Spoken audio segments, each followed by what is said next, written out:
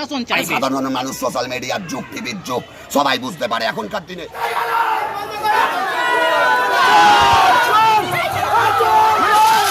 বাধা দিয়েছে হেনস্থা, আবার কি করবে? না, আগামীকাল আছে লাস্ট ডেট, তবে আর আমরা চাইবো না। এক্সডিওর কাছে আমরা পদত্যাগ দিয়ে এলাম। 3 নম্বরের কাউন্সিলর অনিন্দিতা আছে, 16 নম্বরের কাউন্সিলর অর্পিতা আছে। চুঁচুড়া পুরসভায় বিজেপির বিক্ষোভ, প্রাক্তন চেয়ারম্যানকে দেখে চোর চোর স্লোগান, তৃণমূল কাউন্সিলরকে লক্ষ্য করে ছোড়া হলো ডিম। বিক্ষোভের মুখে পড়ে পদত্যাগ করলেন তৃণমূলের 3 কাউন্সিলর। দুর্নীতিগ্রস্ত তৃণমূল বোর্ড নাগরিক পরিষেবা দিতে ব্যর্থ, এই অভিযোগ তুলে গেট আটকে বিক্ষোভ শুরু করে বিজেপি কর্মীরা।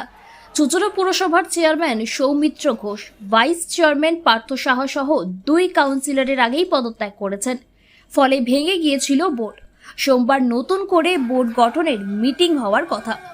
কে চেয়ারম্যান হবে, কে ভাইস চেয়ারম্যান হবে তা নিয়ে ছিল পুরসভায় মিটিং। সেই বোর্ড গঠন প্রক্রিয়ায় ভেস্তে দিতে বিজেপি পুরসভায় বিক্ষোভ করছে বলে অভিযোগ তৃণমূলের। পুরসভার প্রাক্তন চেয়ারম্যান, বর্তমান তৃণমূল কাউন্সিলরের অমিত রায় পুরসভায় ঢুকতে গেলে তাকে লক্ষ্য করে ডিম ছোড়া হয়। চোর চোর স্লোগান ওঠে। বিক্ষোভের মুখে পড়ে আর পুরসভায় ঢোকেননি অমিত। পরে 28 নম্বর ওয়ার্ডের কাউন্সিলর দেবযানী দত্ত পুরসভায় ঢুকতে গেলে তাকে ঘিরেও বিজেপি বিক্ষোভ দেখায়। পরে স্কুটি ঘুরিয়ে পালিয়ে যেতে গেলে তাকে লক্ষ্য করে ছোড়া হয় ডিম।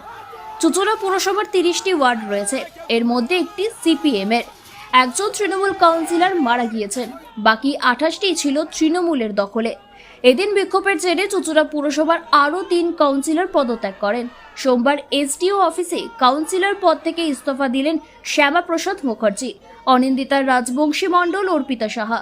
এর আগে পদত্যাগ করেছিলেন পুরসভার chairman Soumitra Ghosh, vice chairman Partha Saha সহ কাউন্সিলর সঞ্চিতা ধর ও নির্মল চক্রবর্তী। খবর পেয়ে ঘটনাস্থলে এসে পৌঁছায় চুঁচুড়া থানার বিশাল পুলিশ বাহিনী ও কেন্দ্রীয় বাহিনী। তারপর আবার দেখছি, শুনলাম 3 দিন ধরে মিটিং হচ্ছে।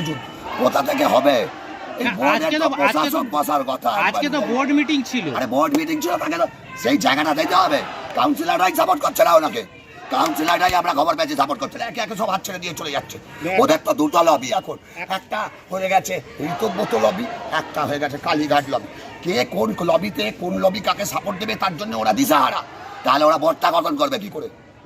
মানে আপনারা চাইছেন আজকে যাতে বোর্ড মিটিং না হোক, বোর্ড গঠন না হোক কি না হোক, আই ডোন্ট কেয়ার। আমরা চাইছি এখানে প্রশাসক বসুক, মানুষ, চুঁচুড়া বিধায়ক ভাই, পৌরসভার 30টা ওয়ার্ডের মানুষ আপনারা যেন সেই পরিষেবাগুলো স্বচ্ছভাবে পায়। এখন পাচ্ছেন, আমার বাড়ির সামনেও নর্দমা পরিষ্কার হয় না। আমার বাড়ির সামনেও এমএলএ চেষ্টা করছেন কোঅর্ডিনেটর দিয়ে তাদের সাথে, কিন্তু এরা কেউ তাদের সঙ্গে কোনো সুরাহা করছে না। আপনি বলছেন সাধারণ মানুষ এখানে আজকে দেখলাম আপনাকে হেনস্থা করলো, কি বলবেন? হেনস্থা নয়, ঢুকতে বাধা দিয়েছে, হেনস্থা আবার কি করবে? না, মানে আপনাকে দেখে চোর চোর স্লোগান উঠলো। চোর স্লোগান তো সবাই দেখে, ওদের তো চোর চোর স্লোগান। এখন তো ওদের নেতারাই বলছে যে সব আমাদের দলের লোকের, অগ্নিমিত্রা পাল বলছে আমার নাম করে চুরি করছে, বলছে ওই জিতেন্দ্র তেওয়ারি না কি একজন, তিনি বলছেন আমার নাম করে চুরি করছে। তা ওরা তো চুরি করছে। আপনারা তো ইলেক্টেড। হ্যাঁ, আমরা ইলেক্টেড। আপনাদের কোটি কোটি টাকা চুরি করেছে। একমাত্র মুখ্যমন্ত্রী যাকে দেখা গেছে হাতে করে টাকা নিতে, সে চোর নয়, অন্য লোকেরা চোর। আপনারা তো নির্বাচিত হয়, তাহলে এমএলএ এমপিদের কেন ওনারা বলছেন না রিজাইন দিতে? তাদেরকে ওনারা ব্যাকডোর থেকে কেন অন্য দলের নাম করে গ্রহণ করছে? ওনাদের উচিত ছিল তো তাদেরকে রিজাইন করতে বলা। তারাও তো একই জিনিস টিএমসি করতো, তাদের পদত্যাগ করতে বলা হচ্ছে না কেন? আমাদের কাউন্সিলরদের কেন বলা হচ্ছে? তাহলে এখন কি পদক্ষেপ নেবেন আপনারা? আমরা গেছিলাম, আমাদের ঢুকতে দেওয়া হয়নি, আমরা ব্যাক করে চলে এসেছি। আপনাদের পদত্যাগপত্র কার কাছে? এক্সডিওর কাছে আমরা পদত্যাগ দিয়ে এলাম। 3 নম্বরের কাউন্সিলর অনিন্দিতা আছে, 16 নম্বরের কাউন্সিলর অর্পিতা আছে, আমি আমাদের এই পদত্যাগপত্র রিসিভ করে নিয়ে এসেছি।